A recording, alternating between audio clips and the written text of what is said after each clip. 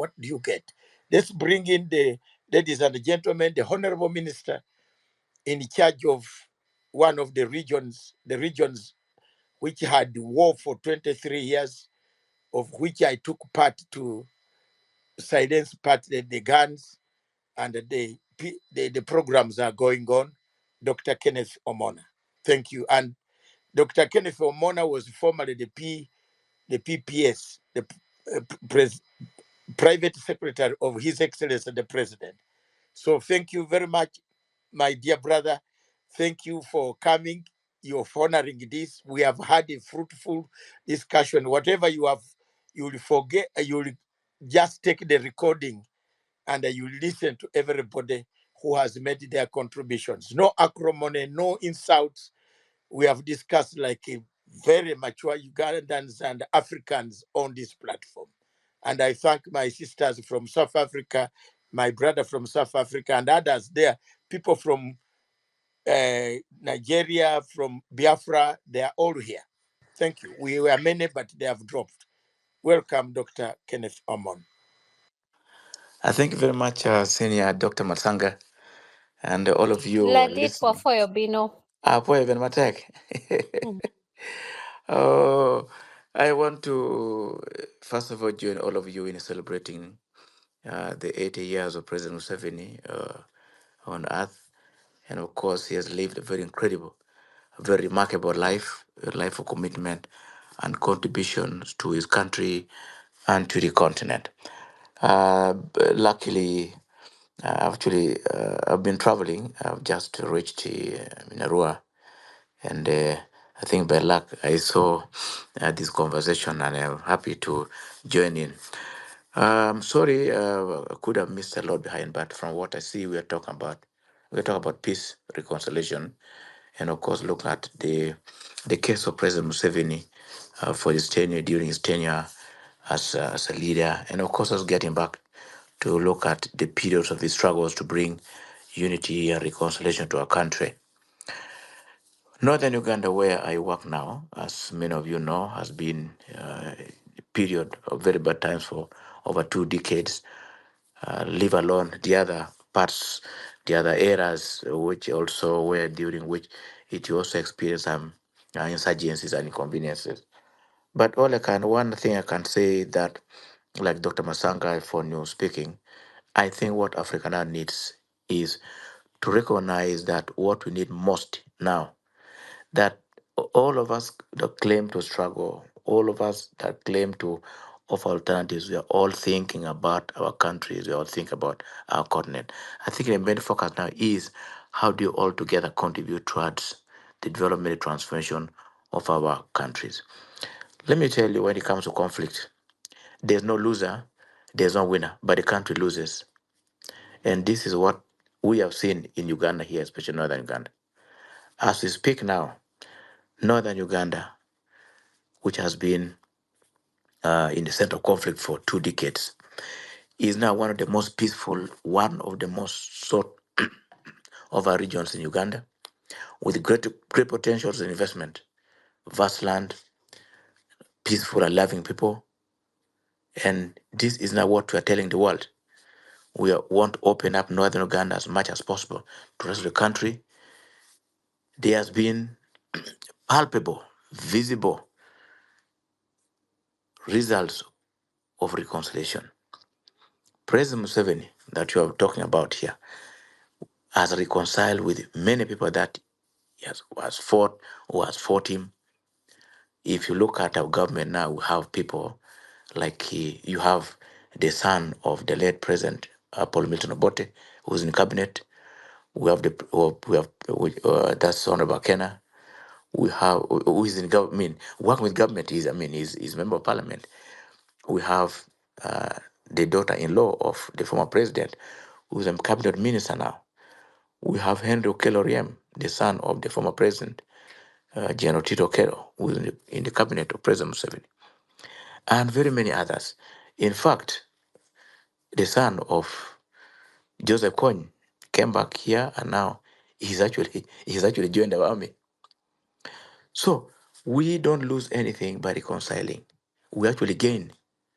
So northern Uganda is a very peaceful place now because of this. And like Dr.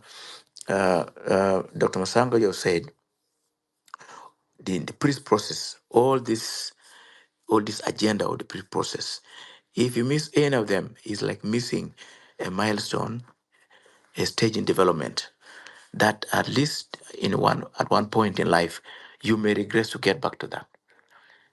We must appreciate the relevance of everybody in the political in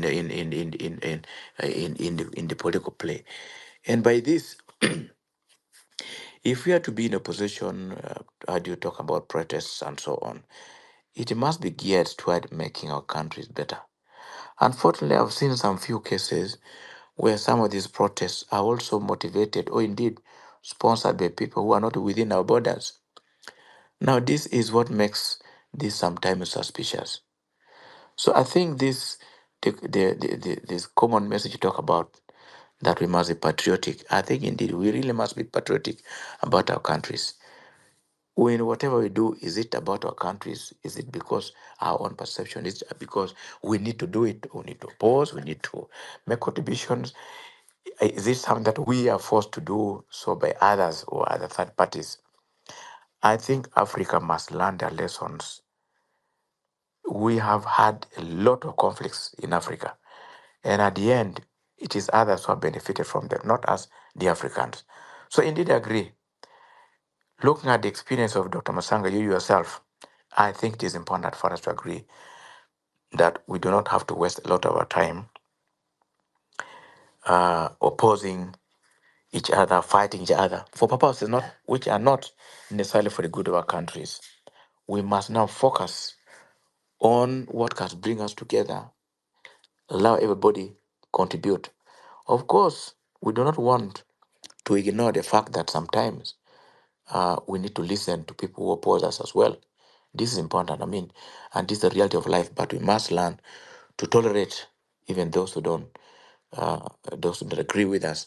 The most important thing is that all of us should work towards the building, uniting, and transforming our countries.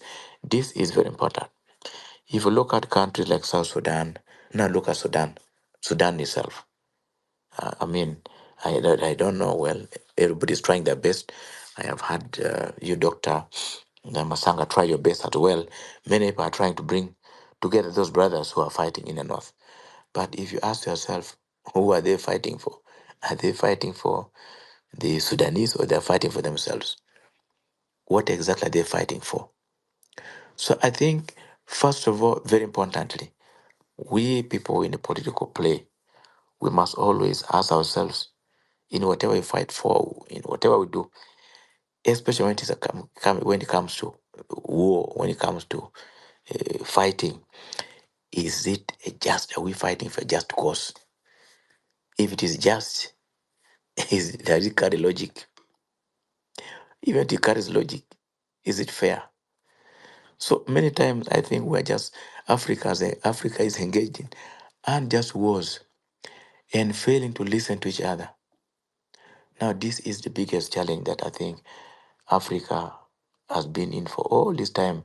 Many of these countries after independence are embroiled in conflicts which ideally are not necessary. They are not good for their countries. They are only good for those who are involved in those conflicts. And at the end, actually, it is even not good for them. So I think it is important that Uganda has a very good case to learn. We have a very good case for learning about reconciliation and unity of the people.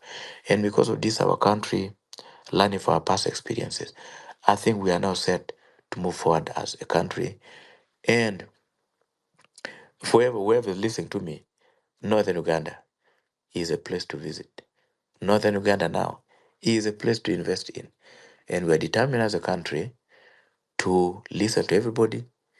We are determined as a country and as government to ensure that we work together with whoever wants to make a contribution for the progress and development of our country.